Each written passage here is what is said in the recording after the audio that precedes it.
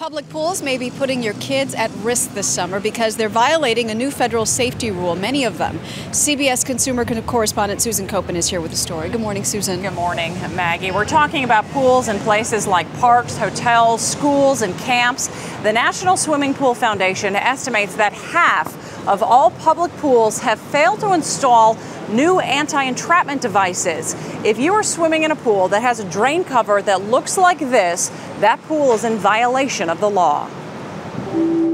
It's called a hidden hazard, the drain in pools and spas.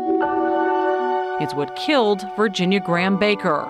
In 2002, the little girl drowned after getting stuck to a drain in a hot tub.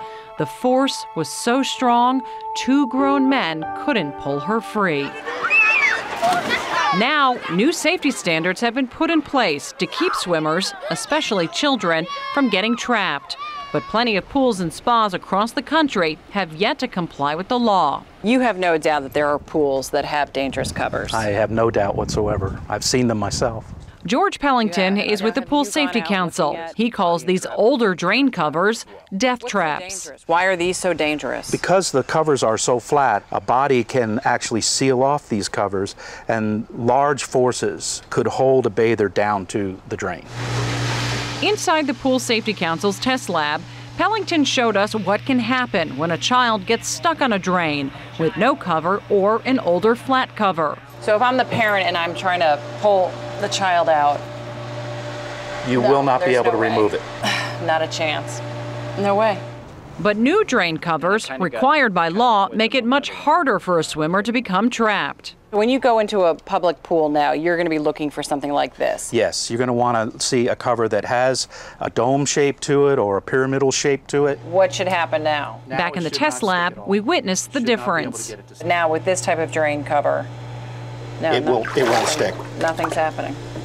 Right. There's no force. Under the Virginia Graham Baker Act, named after the young girl who drowned, all public pools and spas are now required to have anti-entrapment drain covers. But of the 300,000 public pools in this country, it's estimated that only half have made the switch. Is there enough enforcement right now? There isn't. In charge of enforcing the law is the Consumer Product Safety Commission. I sat down with CPSC spokesperson Scott Wolfson. This is a great law. It's out there to protect children, but there's really not the manpower behind it to check to make sure that everybody is complying with the law. This is the start. This is an ongoing effort to bring all public pools in this country into code, into a safer place so that parents have more confidence when their kids dive into the pool. So it really kind of falls on a parent. We want every public pool to be compliant. It's the law, but it's going to be an effort beyond just CPSC. Pools can face fines and closure if they're not up to code. But many pools are open and operating this summer with dangerous drain covers still in place. Worst case scenario is an accident occurs and a child or an adult is injured, maybe even killed, and we just don't want that to happen.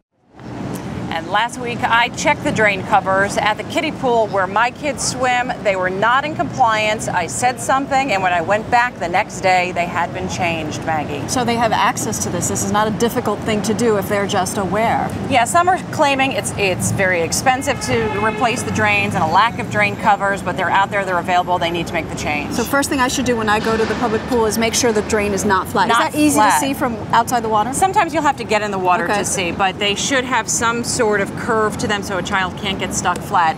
In Florida just this week, a boy in a backyard hot tub got stuck. It was hard for them to pull him out. If you're a parent and a child gets stuck, you should take your fingers and put them underneath the child and try to pop him off, not pull him off. You can try to do that. More like peel. More like peel them off and try to roll them off of the drain as opposed to pulling them off. All right, Susan Koeppen, thank you so much.